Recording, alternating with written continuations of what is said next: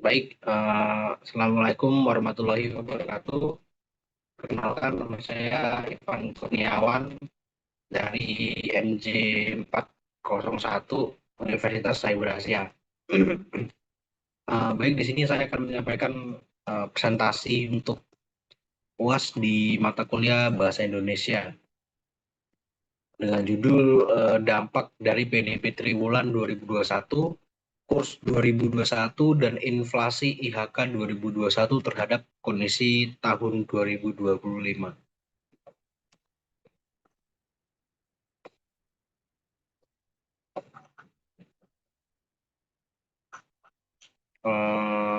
Lalu kita masuk ke abstrak. Penelitian ini bertujuan untuk menganalisis dampak produk domestik bruto atau PDB triwulan 1 di 2021, nilai tukar atau kurs di 2021, dan inflasi IHK 2021 terhadap kondisi ekonomi Indonesia pada tahun 2025. Menggunakan pendekatan kualitatif, deskriptif, penelitian ini mengkaji data sekunder dari lembaga resmi seperti BPS, Bank Indonesia, dan Kementerian Keuangan.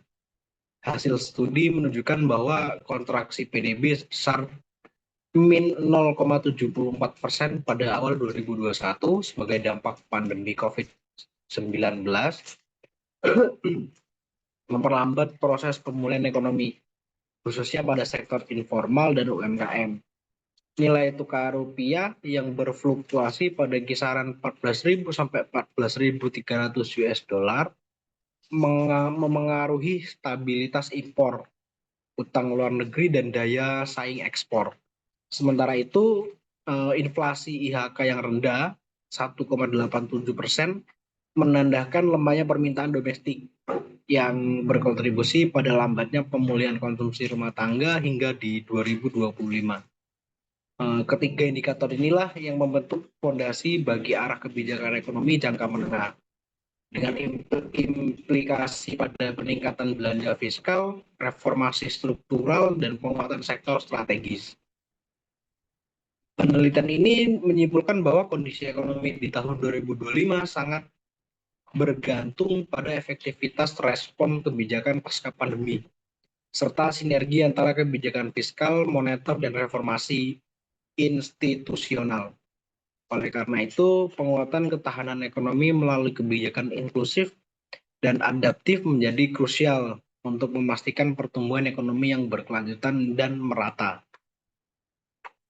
Lalu ada tinjauan pustaka, yaitu produk domestik bruto atau PDB dan dampaknya terhadap pertumbuhan ekonomi.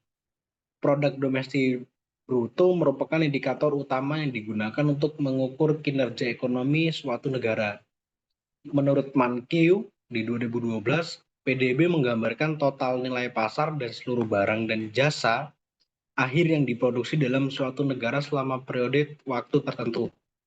Penurunan PDB seperti yang terjadi pada triwulan 1 di 2021 sebesar min 0,74%, menandakan kontraksi ekonomi akibat pandemi COVID-19. Lalu kita masuk ke metode penelitiannya, yaitu pendekatan dan jenis penelitian. Penelitian ini menggunakan pendekatan kualitatif deskriptif yang bertujuan untuk memperoleh pemahaman mendalam mengenai dampak produk domestik bruto triwulan 1 di 2021, lalu nilai tukar atau kurs di 2021, dan inflasi IHK tahun 2021 terhadap kondisi ekonomi Indonesia di tahun 2025. Penelitian kualitatif ini berfokus pada interpretasi data, narasi, dan analisis fenomena ekonomi secara kontekstual. Lalu kita masuk ke pendahuluannya. Pada kuartal 1 2021, PDB Indonesia mengalami kontraksi sebesar min 0,74% dibandingkan dengan kuartal yang sama tahun sebelumnya, year on year. Ini menunjukkan bahwa ekonomi Indonesia masih dalam fase pemulihan dari dampak pandemi COVID-19. Sektor unggulan berupa manufaktur atau merupakan kontributor terbesar terhadap PDB, Meskipun sektor ini mengalami tekanan akibat gangguan rantai pasokan dan pembatasan produksi, lalu perdagangan, sektor ini juga signifikan dalam PDB. Dengan pemulihan yang mulai terlihat sering peningkatan aktivitas perdagangan domestik dan internasional. Lalu di pertanian itu tetap menjadi sektor penting dengan kontribusi stabil terhadap PDB. Lalu kemudian jasa, termasuk juga jasa keuangan, transportasi, dan komunikasi.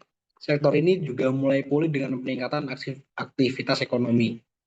Masyarakat dan pelaku usaha juga memiliki peran strategis dalam pergerakan pemulihan ekonomi Indonesia. Pemerintah memberikan kemudahan dalam kebijakan fiskal maupun kebijakan moneter. Kedua kebijakan ini dapat disambut dengan positif oleh masyarakat dan pelaku usaha serta dapat bergerak maju sesuai rancangan pemerintah guna memulihkan ekonomi Indonesia yang telah mengalami kontraksi. Lalu yang akan kita bahas yaitu dampak dari PDB triwulan 1 di 2021, kurs 2021 dan inflasi IHK 2021 terhadap kondisi tahun 2025. Itu yang pertama ada dampak PDB triwulan 1 2021. Indonesia mengalami kontraksi pertumbuhan ekonomi sebesar minus 0,74%. Hal ini menandakan bahwa ekonomi nasional masih dalam fase resesi akibat pandemi COVID-19 yang terjadi sepanjang tahun 2020 dan awal 2021. Lalu yang kedua ada dampaknya terhadap kondisi 2025. Pemulihan struktur ekonomi yang lambat, kontraksi ini memperlambat pemulihan ekonomi dalam beberapa tahun setelahnya, termasuk 2025. Lalu tingkat pengangguran juga masih tinggi. Dampak pandemi terhadap lapangan kerja masih dirasakan hingga 2025. Sektor informal dan UMKM masih dalam proses adaptasi dan pemulihan. Lalu ada ketimpangan sosial dan ekonomi. Daerah dengan ketergantungan tinggi terhadap sektor pariwisata dan manufaktur lebih lama pulih, memperlebar ketimpangan wilayah. Lalu pemulihan konsumsi yang lambat. Inflasi rendah tahun 2021 menandakan permintaan lemah yang membutuhkan waktu untuk kembali pulih hingga 2025.